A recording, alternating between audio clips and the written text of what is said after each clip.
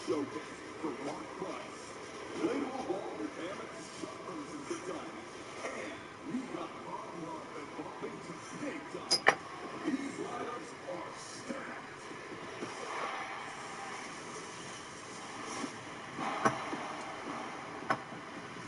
year's 2K TV Challenge has played community member and Ben Simmons himself. It's a tough one, you guys. So next up, let's see if 2K community member Anchor Tank can take that W. All right, we are here with Pete, my man. Welcome to the sir. So, you are very, I'm charged with today. You're here to take on Andy Davis, maybe 5 on blacktop. One thing, you get to pick any player against them. Now, I'm assuming you're going to want to pick somebody Davis who's really skills, because that's your favorite thing. This is the first time that you're actually playing 2K20. All right, so go with James Harden.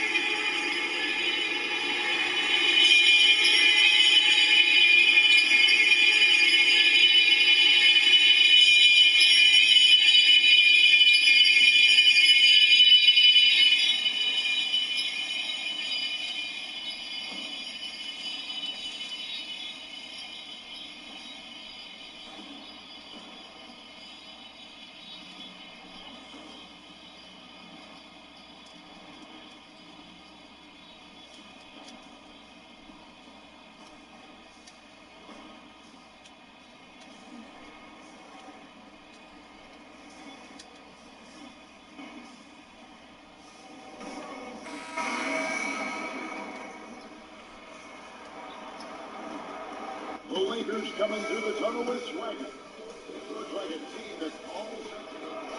The Lakers coming through the tunnel with swagger. It looks like a team that's ready to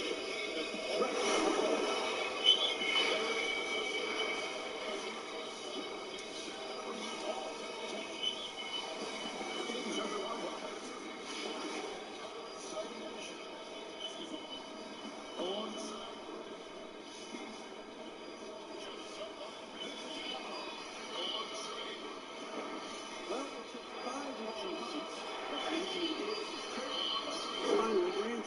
What's up, y'all? So it's a big week here at Earn Your Leisure as we have officially launched EYL University.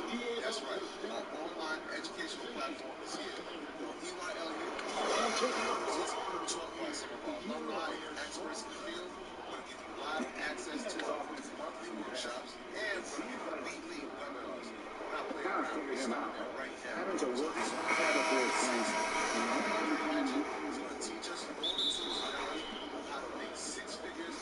Subscribe to earnyourleisure.com, hit the EYLU tab, and log in. And that's not all. We're going to continue our Hometown Hero series about releasing 2 episodes this week. That's right, 2 episodes, Tuesday and Friday. Episode 46 will be Chicago's own environmental real estate TV celebrities down in Earth. Episode 47 will feature our hometown Greenburgh, New York's own superstar NFL agent, Greg Barnett. So make sure to tune into both. The one you're going to watch now and Friday at 5.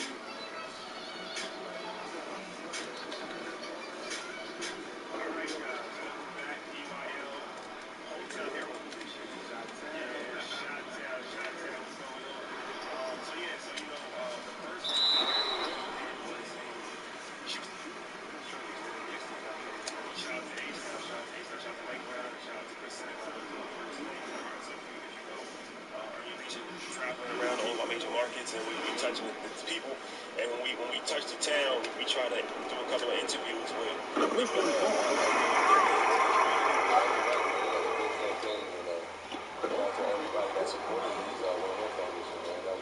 Yeah, for sure. That's a fact. So, all right, we're in Chicago, and we had to tap in with the good brothers, the Downey brothers. So, Southside to the world blow up. So Anthony and Anton. Say that correctly, right? That's right. Okay. So just left out an H and a Y. Here we go. We're gonna jump right into it. As I said, we got Anthony and Anton County. First and foremost, thank you guys. Man, we appreciate being here, man. Yeah, absolutely. We listen to the podcast. I dream one day that I was going to be together here. Here we are. Dreams come true.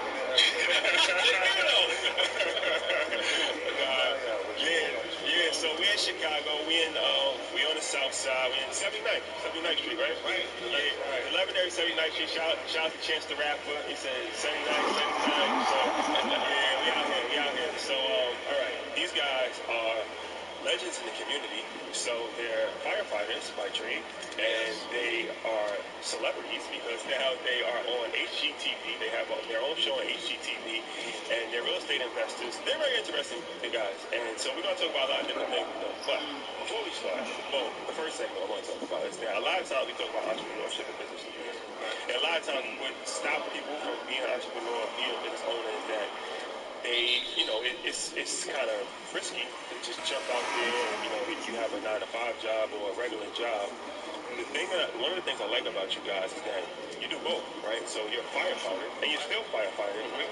And then you're on TV, and you're real estate investors. So we haven't covered, this is a very interesting job, because I'm a financial advisor, I work with some firefighters in New York, and firefighters have it good. They make they make good money. They have strong unions, especially in New York. We have a very strong Chicago fire. They get a pension, and they only work like 2 days a week. I know it's like they work like 24-hour shifts, like 2 24-hour shifts. And so what happens is now you have like 5 days where you're not working, which leaves a lot of time where you can do other things, right? So, is that how it is in Chicago? Yeah, that is a great synopsis. It definitely is worked to our advantage to have that time off. Because, essentially we work 8 to 9 24-hour shifts a month. So we have like 22 days off. And the question is, what are you going to do with those 22 days that you are free to do what you want? And then eventually real estate enters the picture for us. So, all right. So, talk about the fire department, because this is something that we, especially in our community, it's not enough black firefighters, right? So, what got you guys into the fire department? And, like, what are the steps that people can take? Because I think even stuff like that is, there he goes. We all duty love. We're not going those guys. Anybody got to leave? Yeah, what got you to the fire department? What's some of the steps that somebody can take to become a firefighter? Because, like I said, it is a good profession. It's an honorable profession as well. Yeah, so the origin story for the fire department, part of my story is back in 2006. I was fresh out of college. I was an educator. I started off in education. And I was driving home, and I still lived at home with my mom. No shame in that, you know what I'm saying? I was out of college, had my first job, and I was saving up money. And she said, hey, can you get a gallon of milk on the way home? So I stopped, and then I was at a red light, and I saw this big CTA bus with a sign on the side of it that said, answer the call. It's like, it had like the website, it had a firefighter on it, and, in education, at least, especially during that period of time, and even right now, they did these like big layoffs, and, I'm like, man, if I lose my job, because, the youngest people on the job are the ones that go first, and I was like, well, I need a plan B or something. And when I saw that, I was like, oh, that's interesting. Never thought about becoming a firefighter, but maybe I'll check it out. I look at the website. I go into the parking lot of the Jewel's grocery store. I walk in, and right on the door, the automatic door, was the same sign. There was an 8x11 on the door. Answer the call. Right, literally, it said the same thing. Answer the call. So it was kind of biblical almost. So I was like, let me get this gallon of milk and hurry and get home. I got home, I looked it up. And I saw, I saw the union contract, I saw the pay. I saw it to my, it looked like an adventure because I'm physically gifted. So I was just like, it'll be, something fun, but also, I can pay the bills. And again, on top of that, we talked about this. They got a strong union. You never see, firefighters getting laid off or whatever. So, and I asked my mom, I said, Mom, let me just sign up all my brothers. Like, give me the social security numbers. You do not kid. You ain't even ask none of us. I don't know about y'all, but most moms, usually has everybody's birth certificate. So my mom came out with this little tin thing that had all our information in it, and I signed up all my brothers to take it. How many brothers you got? So it's five down brothers. I mean, two, you guys are twins. Yeah, and we have an older brother and we have two younger brothers. Yeah, Tony, Anwar, Andre. They're not twins, though, right? No. Okay. So, and Anwar was the only one that was too young to take the exam. So I signed everybody up to take the exam. Unfortunately, my twin brother, in his wisdom, did not show up to take the exam. Look, our dad was CPD, he was Chicago police officer, so I was thinking like, man, that's what we know. I'm gonna take police exams, or I'm not gonna take no exam. I was up here waving my degree, like I'm gonna use this degree. What was his degree? History. Okay. You know, and I was a teacher too. You did not work that way. You didn't make it. I ended up working for the Illinois Lottery doing experiential marketing for $32,000 with no health insurance. Way to use that degree, man. Needless to say, you should have took my advice and sat down next to me, man. But I took the exam, and I walked into McCormick Place. It was 20-something thousand people there to take this exam. How many people were they hiring? They ended up hiring, I would say, about 1,000 people. Out of 20? Off of that particular list. Wow. You know, and this is back in 2006. And I had some of the list for 2 years. But I was number 554 out of like 17,000 plus that actually passed the exam. So I mean, it was just a blessing. Like I just didn't realize, and I didn't know that I like hit a lot of people sat next to you at the exam. Well, I actually, to my right, there was an empty seat with his name on it. It's not down there. Alphabetical orders, though. My brother Trey, next to my left, he was actually there. Oh, y'all all was sitting next to each other? It's not going to be seven minutes show up. All my brothers' names on the table. You know what I'm saying? Look, Mom. The other brother didn't show up either? No, he didn't show up. Thanks, guys. So 2 out of the 4 of us that signed up actually took the exam, and I actually, got the score. So 2 years later, I got the letter saying if I was interested, right on the day of the Bud Milliken Parade, which is a big deal in Chicago. Bud Milliken Parade is the second largest parade in the country, and it's actually the largest African American parade in the country. So I was actually doing a little side hustle driving it there, and when I went out to the mailbox, I saw the letter saying that I got the job. Boy, I was sick. I was sick when he got that letter. I was like, I can't believe I didn't take that test, man. And my social security number is like almost exactly the same as his. So I would have been in the same class with him. So then I was like, okay, it's time for me to start taking exams. Right. So, But that you're talking about the written exam, right? Yeah, the written exam. But people kind of overlook the physical exam because I know we have some friends in our town of Greenburg that have been volunteer firefighters for years and they just can't pass a physical. Well, how demanding is that? The exam actually has changed in the last 10 years because now they've gone to a national called the CPAT, where everybody takes. But it's a different thing than candidate. CPAT, candidate physical ability test. Right, and it actually is rigorous. Like because I mean you have to walk with a weighted vest, that's like a 50 pound, 70 pound weighted vest on a what am I thinking of right now? Track? No, not on a track, on a treadmill. On a treadmill. Right. And that's actually the hardest part because after you get done with that, no, it's the Stairmaster. I mean the Stairmaster, right? Yeah. After you get done with that Stairmaster with the weighted vest, you're so tired that even though the rest of the course is relatively simple as far as you being able to raise a ladder and use a pike pole and Crawl through a tunnel. All of that stuff is super hard after you had that weighted vest on and you've been on that For 3 straight minutes, for 3 man. minutes, right? Yeah. I mean, like everything else in life, though, you go on YouTube, it's there. So you can train for what you need to do. When it comes to the written exam, they actually give you the source material, so you can actually study for that. So what's on the written? What's on like the written exam? Is it like the science and stuff? Well, that written exam is not hard, man. Well, look, we talking about Chicago, but Chicago's exam is literally, you read it and you answer the multiple choice questions. If you can read, You got a chance. you have a chance. You have a chance. Halfway through the battle. That's half the battle. That is half the battle. People that barely graduate high school can definitely pass that exam if you can read and comprehend. But that's not. If you go into the suburbs, Those like slight to y'all. No slight to y'all. Right. If you go into the suburbs or you go to other municipalities, they do have math questions on there. They have friction loss and things like that. And I feel that like the exams are a lot harder because that's what they end up doing is taking the Dalton fire exam. And Dalton physically bordered Chicago to the south. So, that exam was way up. I was like, centrifugal pump. What the hell?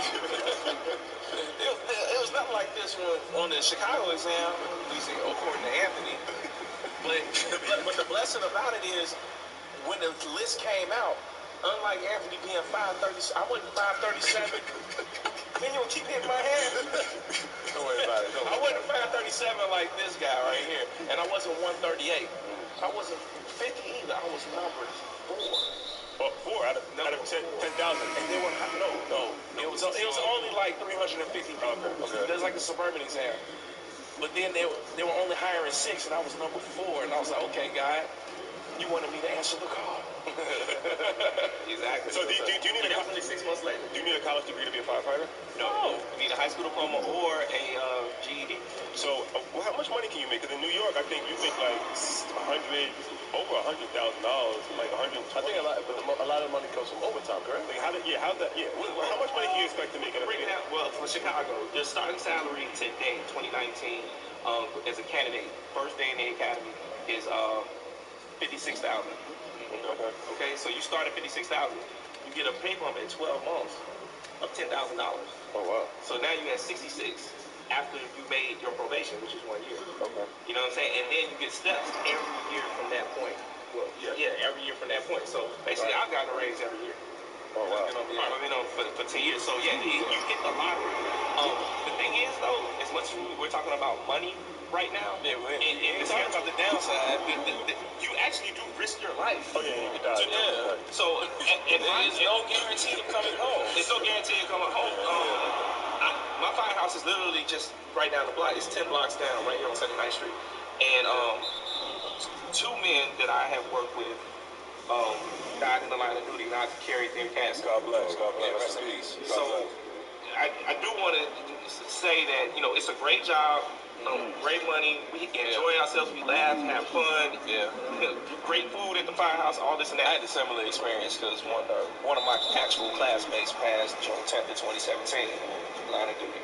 So it's jarring sometimes and sobering as dope as the salary is, or the people that pat you on the back when you're at the grocery store and all that type of stuff. Yeah. But at the same time, we have to deal with that reality every time we go to work. Yeah. We might not come home. Yeah, you said in Chicago, y'all are like first responders, right? To any type of Anything that happens, we're the first ones there. Somebody gets shot, a fire truck or a fire engine is pulling up. If it's a car accident, we're pulling up. Heart attack, asthma attack. Anything that happens in the city, because we're medically trained, we're the first ones for everything. It's a hazmat incident, somebody spills oil all over the expressway, we're there.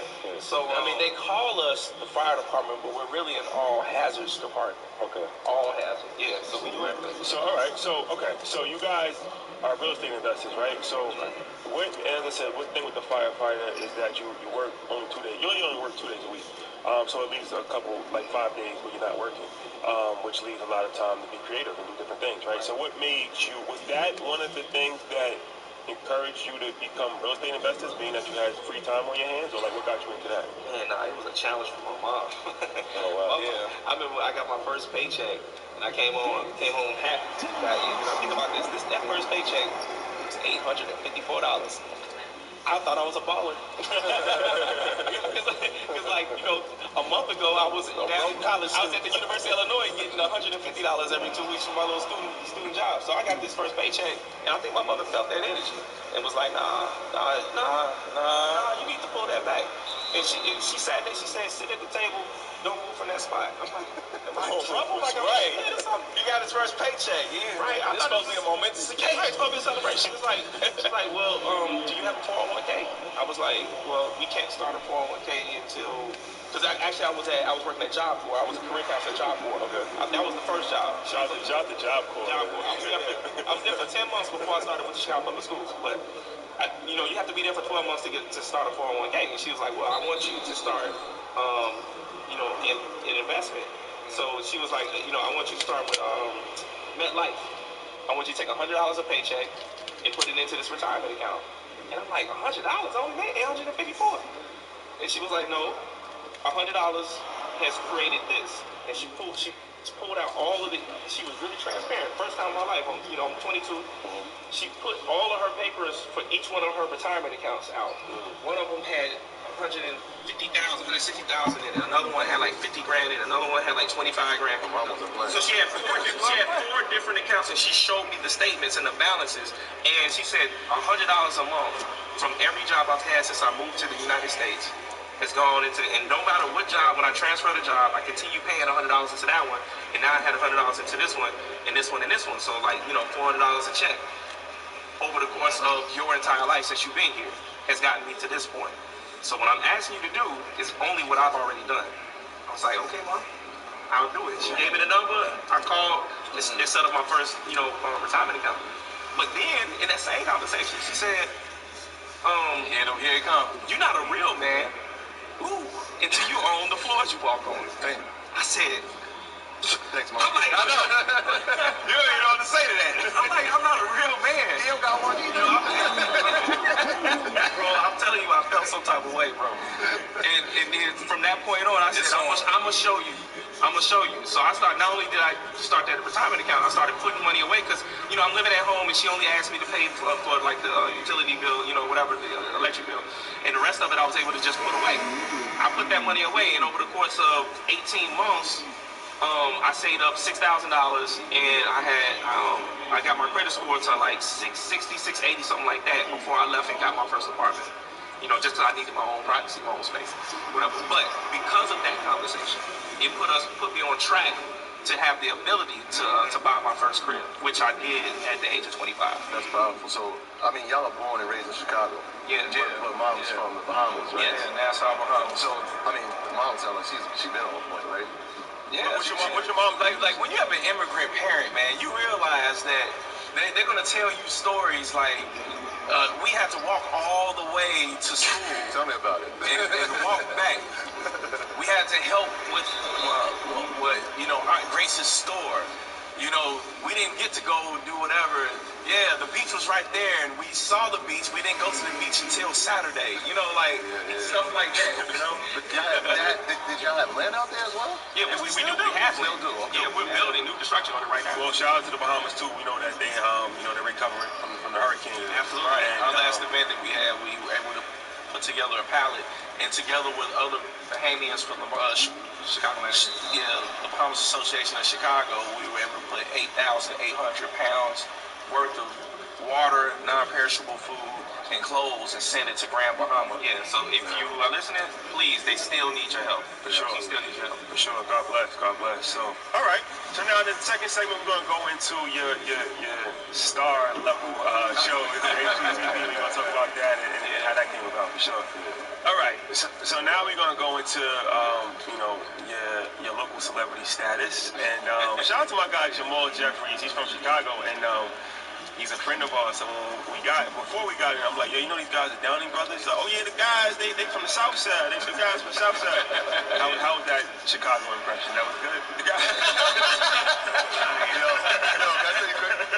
When we at the event, and everybody's like, yo, man, I like them gym shoes you got on. I'm like, what? They like them gym shoes. I'm like, the kicks?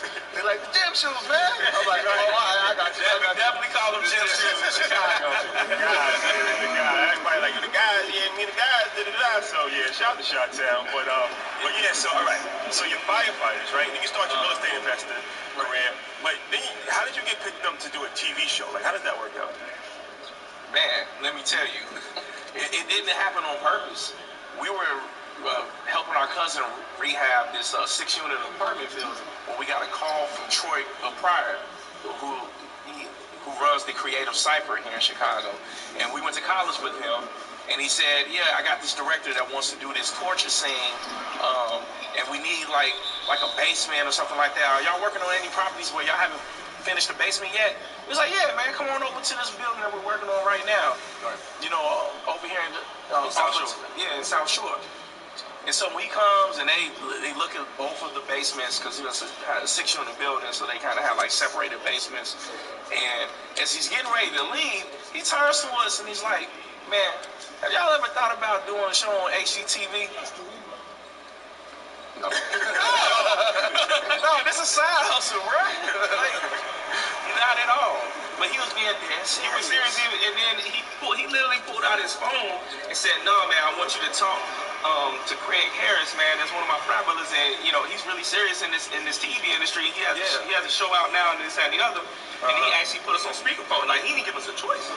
He put us on speakerphone, and now we just like, "Oh, hey, how you doing?" No time like now. All right. So we started talking to Craig. He asked us all these questions about what we do, where we're from, so on and so forth. You know, what properties we're working on. And I guess to get to know our background and our personality. And then after that, he was like, "Hey, well, you know what?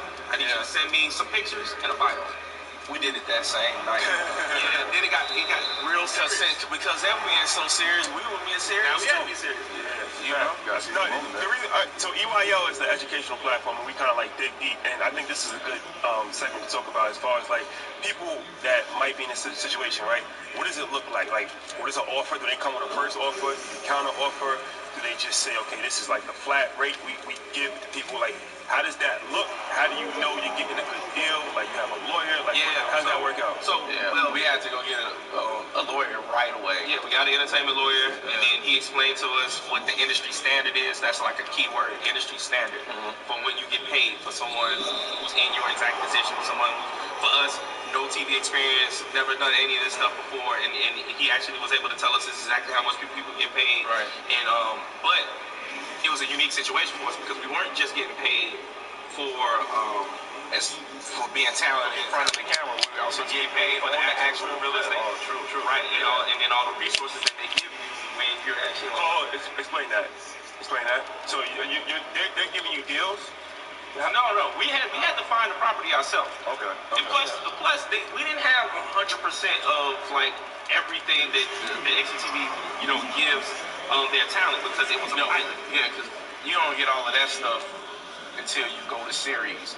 Then they give you a much bigger budget. So like the property bros, their budget is out the wall. Oh yeah, that's as big as it gets. So like, all right, but what do you mean a budget? Like, well, they have a budget for how much they would help to pay for the contractors. They give a budget of materials that they can contribute to through their sponsors and things of that nature. So like, let's say that so they give a salary, let's say of $100,000, and they give a budget of $200,000. Right. The $200,000 budget, you find the properties, they give you a budget of $200,000, and you use that $200,000 to actually fix up the home. Right. Now you got to secure the property yourself, though. It's still on you. You have to secure the property. One of the things I like about what y'all were doing is, like, opposed to that other show, was like, they want, every time I watch it, it's like they find a property, it's $700,000, it's gonna be $150 to renovate, it's $850. Man, when y'all looked at it, y'all like, yo, listen, man. No, we don't do that. Like, one, we wanted to do properties in our own neighborhood, right? And we wanted to be authentic too. So I read that, I was just like, look, man, y'all were looking for properties, obviously in your neighborhoods, right? And it was like, the properties are going for like $200,000, $250,000. That's more relative. Like, we can reach that. Having a property that's $1 million is not attainable for us at this moment. More people can do the $200,000, the $150,000. Yeah, I think you know, I'm listening to like you know, they'll have callers, like we've been on radio shows, callers call in, and I think, or we've had people, you know, who jump on and make comments on social media, and I think the thing that they appreciate the most is like, man, just being everyday people, being sincere, being honest about what we're doing, where we're doing it and why, you know, and it not just being transactional, but being transformative. Right. Like, we gotta be, like, we have to actually care about our neighborhoods and not just try to get over, you know. And then on top of that, you know, if anybody listens to our podcast or sees us at a seminar, we actually tell the actual numbers. This is how much the property cost. Yeah. This is how much we had to bring to closing cash. This was the interest rate. You know, all of those different things, because we want people to learn from our experiences. So it's not just entertainment, but we want to educate. So a TV deal, is it like 1 year or is it like per season? How do they gauge? Like, okay, we're gonna renew this for a second season. Like, how does that work? The TV deals are much like the NBA, or no, it's like the NFL. More like the NFL. That's right. The pilot was the only part that was guaranteed, even though we signed a contract for the full season. But it does know they have the option. Yeah. How many episodes is a season? Generally, either 10 or 12. Okay. So, but you guys episode. Right. Yeah, pilot was one episode? One episode. Yeah, so after the pilot, depending on the ratings of the pilot, they will say we're going to pick this up for a season.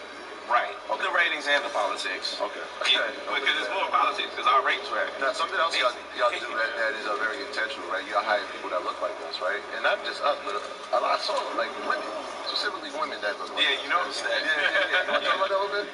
Yeah, man. I mean, all of that was intentional because we knew we only had one shot. Like, you really feel that way. Yeah. So we've been watching HGTV since, forever. Since we were in college and things like that. We wanted everyone to see that we really actually work with people that look like us. That the neighborhood was our neighborhood. Things like that. Like, it was super important. Right. And we even as people were riding past, whenever they saw all of those TV cameras in front of our in front of the house we're working on, they would stop and say, "Hey, what's going on, guys? What y'all doing here?" Da da da da.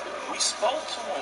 We weren't trying to act all high and mighty and nothing like that. We let them know what's going on. Let them know what's going on, why we doing it, so on and so forth. So I mean, it's like so we can have that positive social impact. Yeah. And people feel included.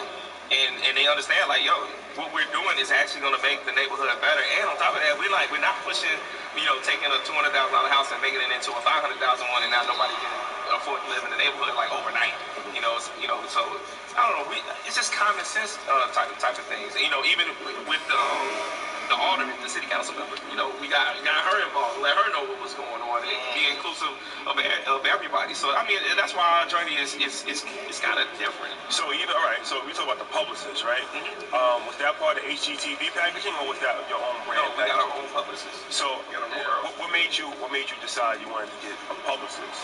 Well, one, we wanted to take control of our own narrative and take control of the direction and opportunities, right? Because, when you get an opportunity like this and you're on national TV, not just local TV, but national TV, you have to start thinking about, like, how much exposure you can get, how many opportunities you can, basically create out of that, like partnerships, endorsements, business deals, because the other thing too is you got what happens on TV and you got what's happening in real life, and we want to continue to grow and create more actual transactions for our real estate business, because we want to flip as many houses, we want to scale. Scale is a big word. Like, scaling means you go from doing just one house at a time to doing 2 or 3 houses to going to commercial properties. And now, once we were made aware, because awareness is like the biggest thing. That's why this podcast is so awesome, because it's like it raise our awareness of what's available to us, so we can start pursuing those real. Yeah, for real. Yeah, for sure. But, I think about assets over liabilities. Like we were like, what assets can we create, and what partnerships can we create?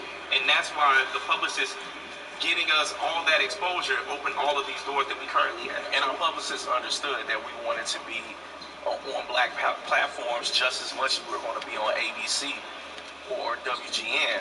Those things, of course you want to be on those too, but we wanted to be on WGCI, a black radio station. We wanted to be on WVON to reach parts of our community. Like WVON kind of caters to middle-aged, African Americans and whatnot.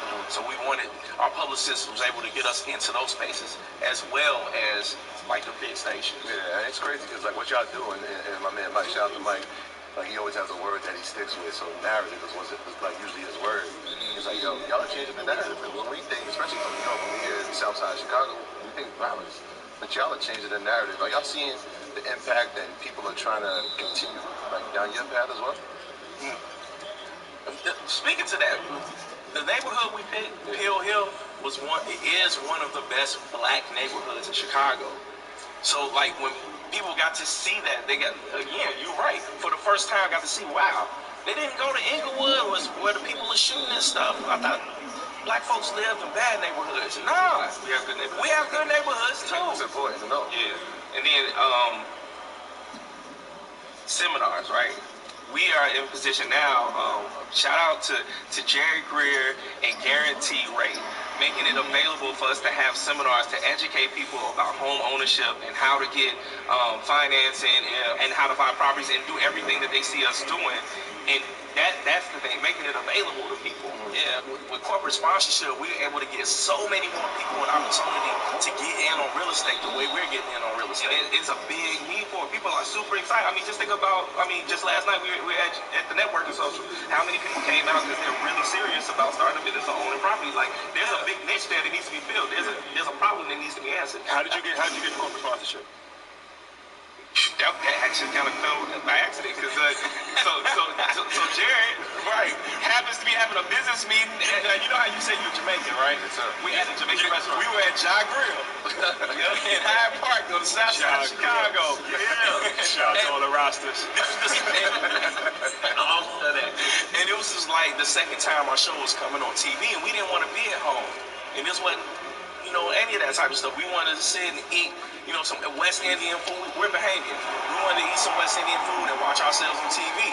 And then Jared Greer and one of his co-workers or colleagues, they were there for some type of lunch, business lunch, whatever. And he walks up to the bar because we were eating at the bar.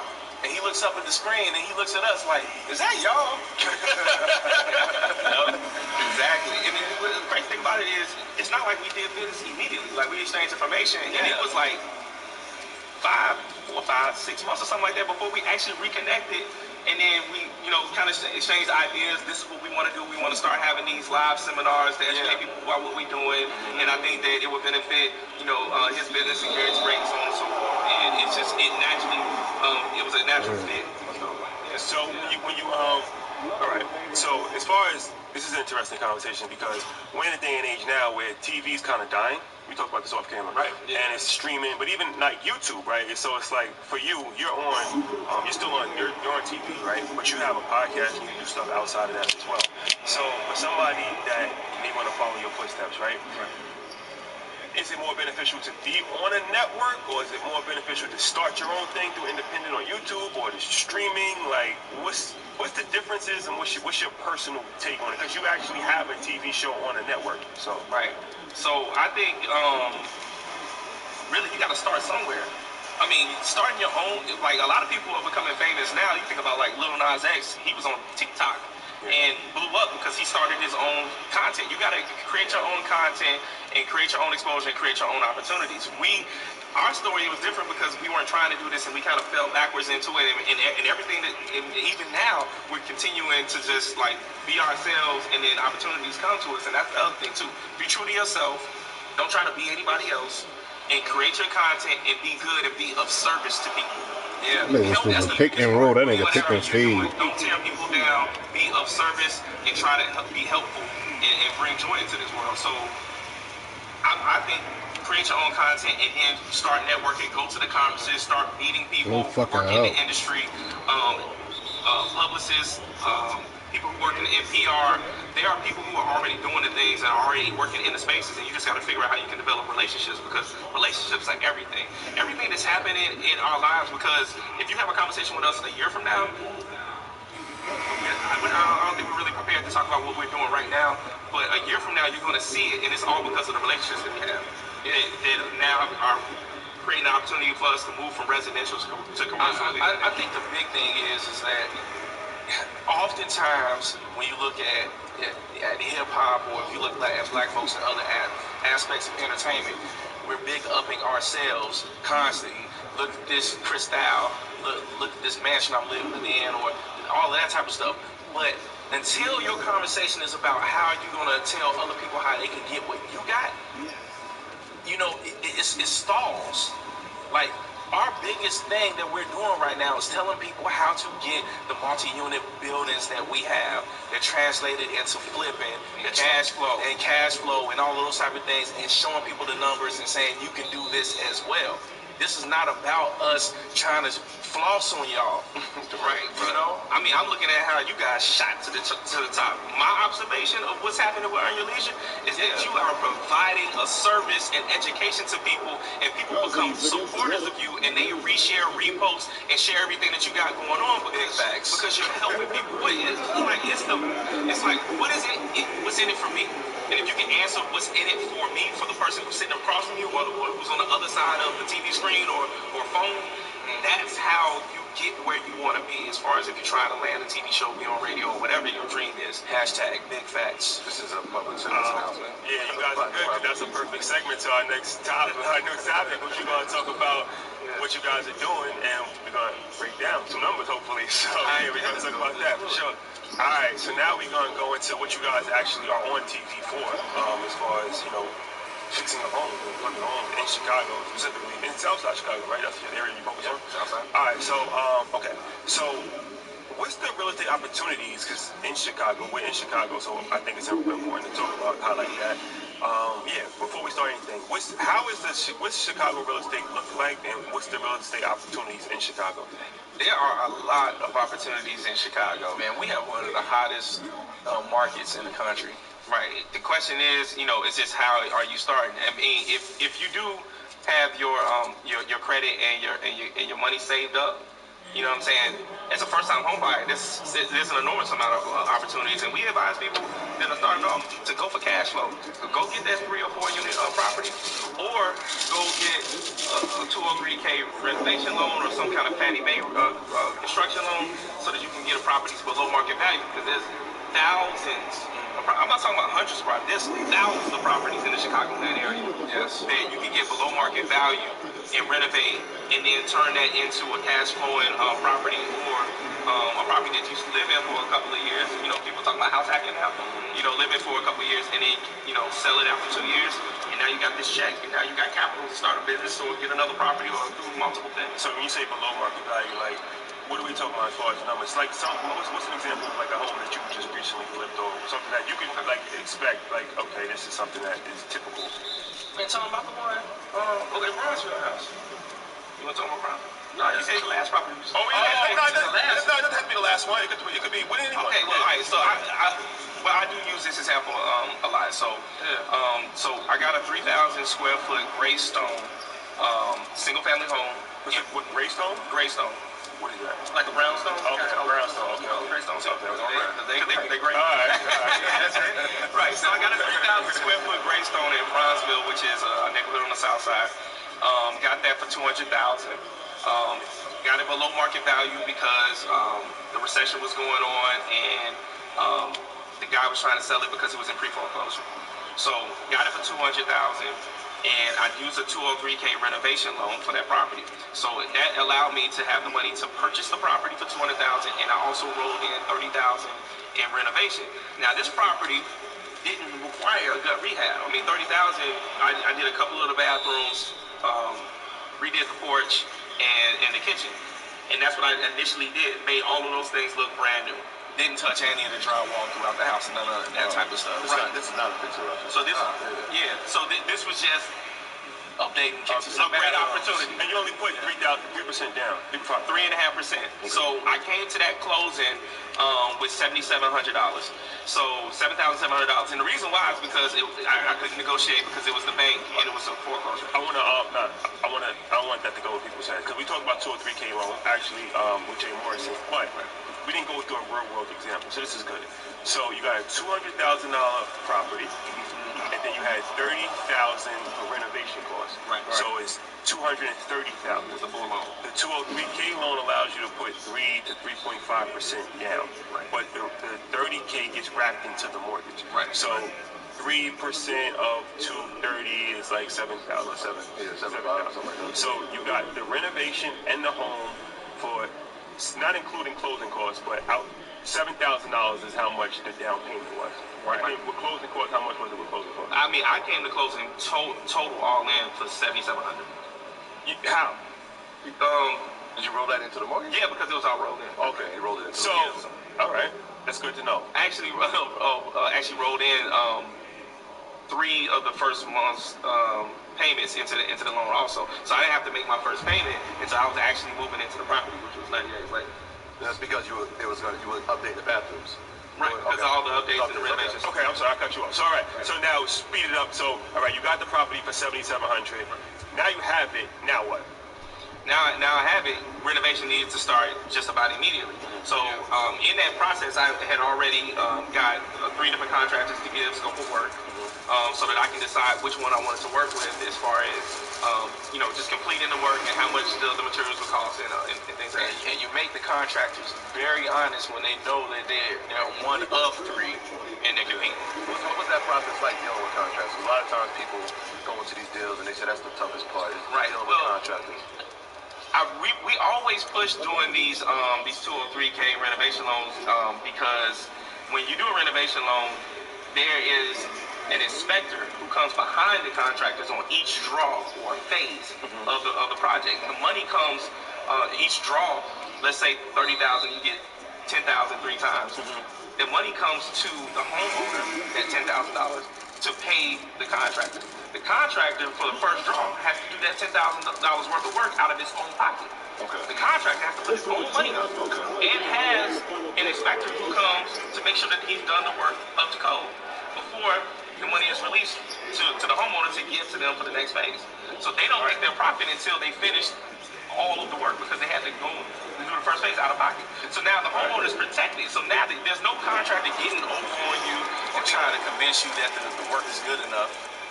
Quick question now, because I'm thinking like you got the firefighters, and obviously you guys must know code, right? Did your experience as being firefighters help you during that process? Yes, because as firefighters too, we learn about building, construction, and we see a whole lot because we, in the process of being a firefighter, you see houses that are like burned down and destroyed, so you see everything. And we tear out a lot of walls and ceilings and things like that, so we're kind of on the other side of it. Yeah, and then we also work with a lot of firefighters that happen to be in the trades, so you learn a lot through that process also. So the thing is, it removed all the fear because you actually had this inspector who comes and makes sure that the work is done complete. So all right, so now you started bringing the contractors in.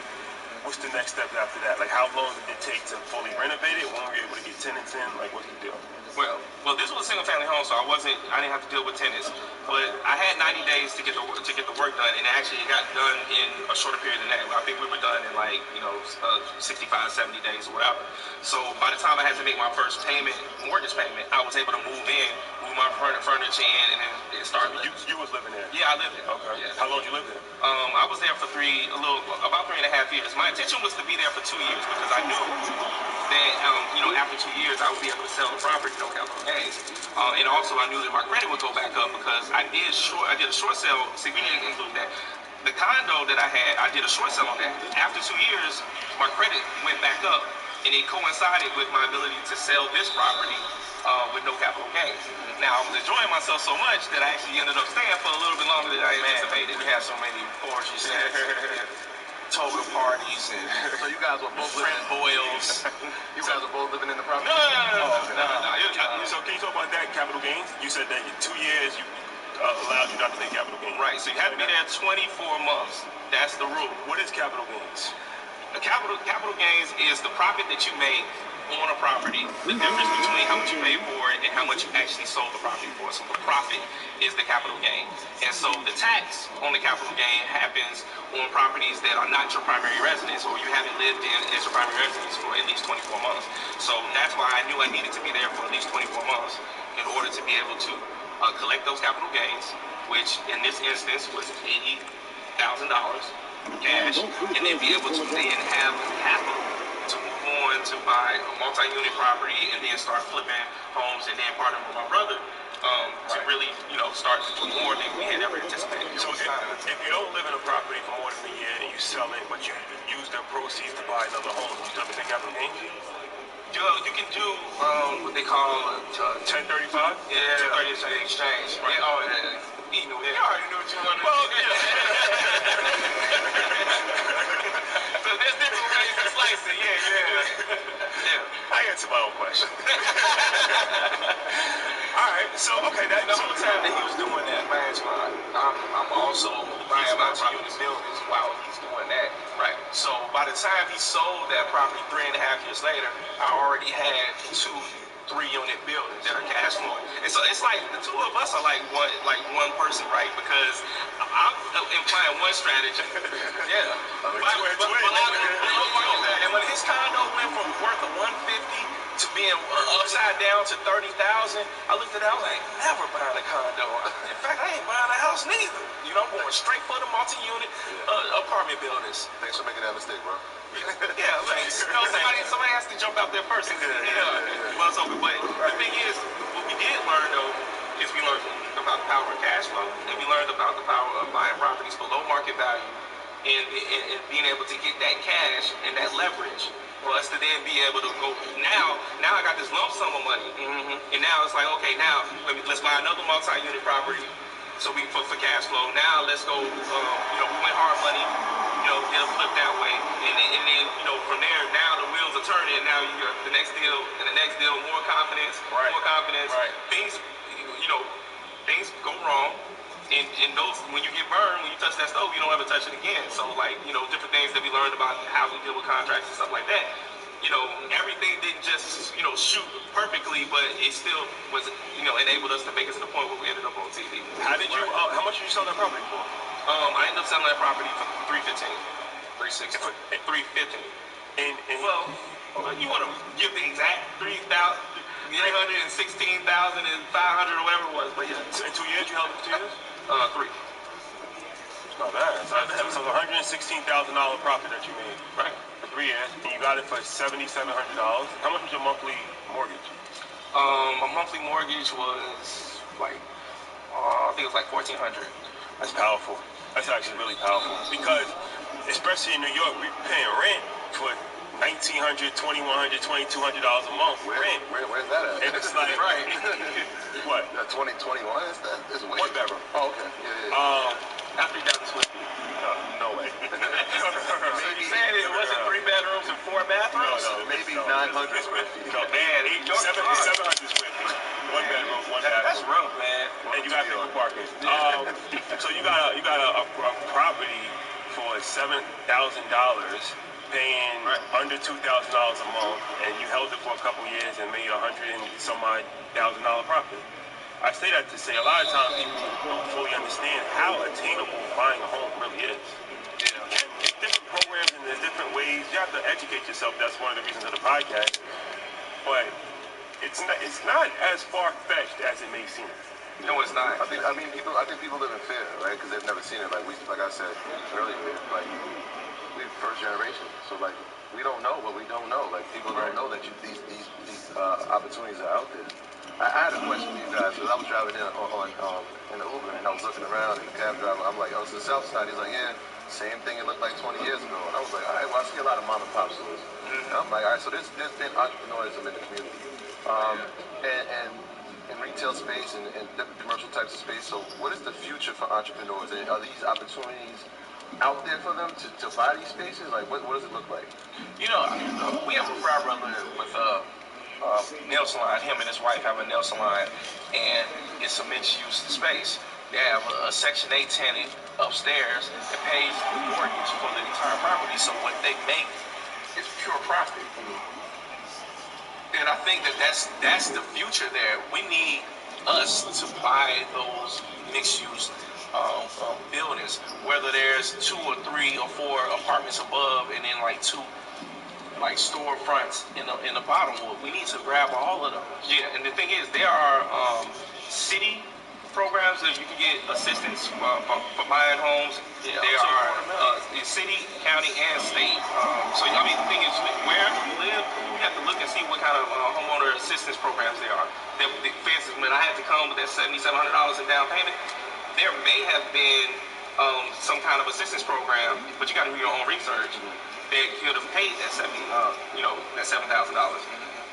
There are tons of those programs, and then for business owners, right here in Chicago, I can't remember the name of the program. Chicago Neighborhood something or another program that actually helps they'll match how much money you need in order to renovate a property for your business. Okay, right. You know, so there are these programs out there. Do the research, because there's money out there from the government to help you create your business and buy your property. So when we talk about Chicago, unfortunately, you know, a lot of times when people think about Chicago, they hear about like the violence, right? Especially on the south side, west side.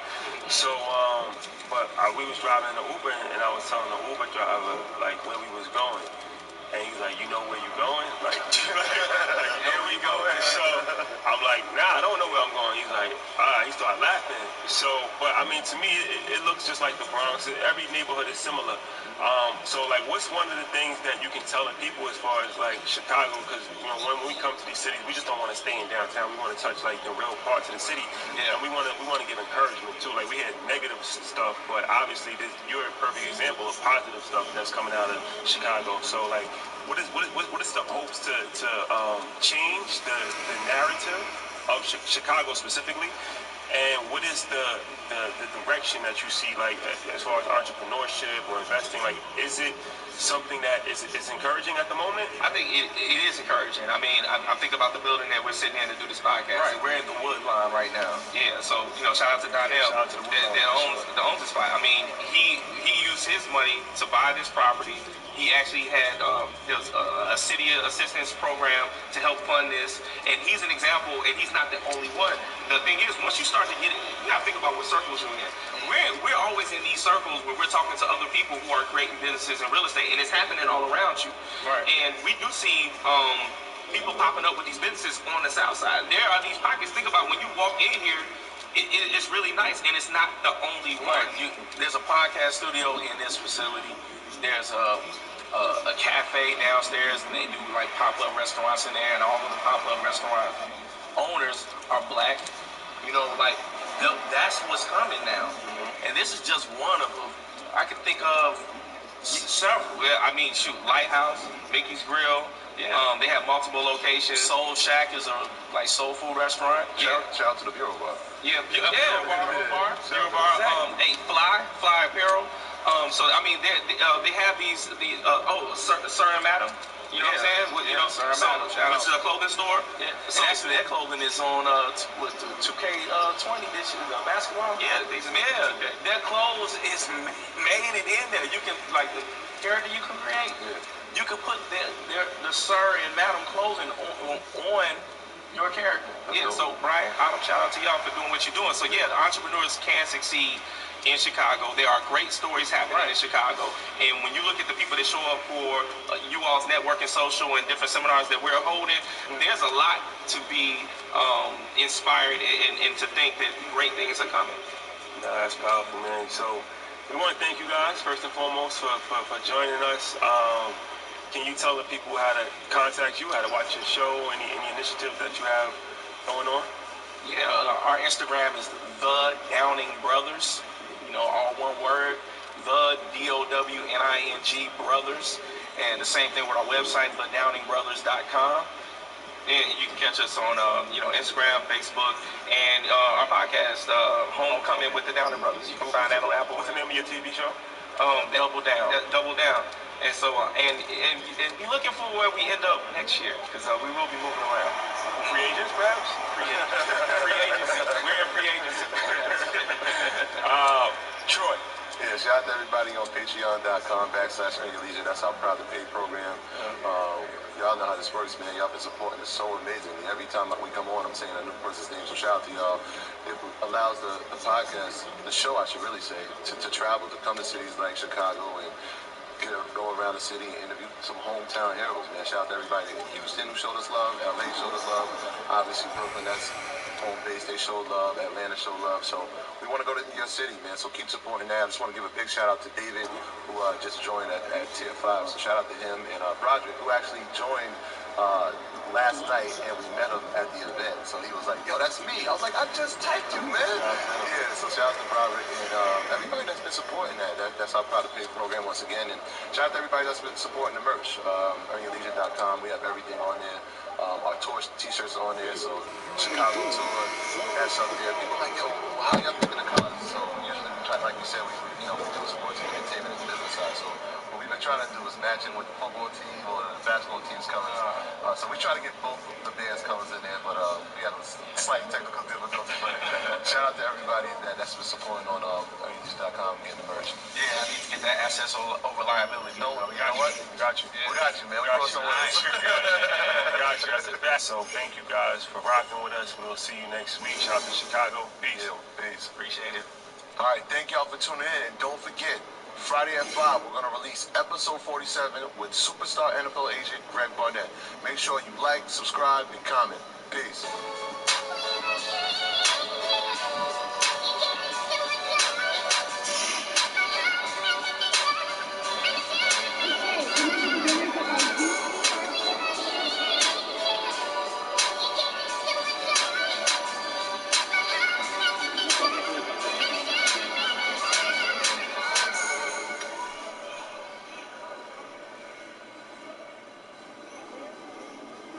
Hey, you got my jersey. What's up?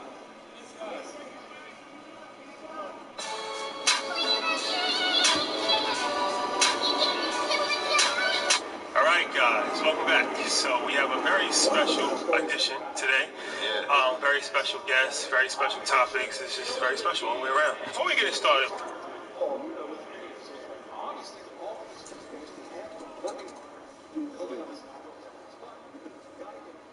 Shout out to the these guys are some of the best developers in the league. And it shows they're always looking for new things, but they're not allowing time to formulas either. It's really the best of both worlds. It's all big time. Shrug. The thing that Steph does. Yeah, to help your. It's a big question. I'm not sure. I'm going to ask around to see what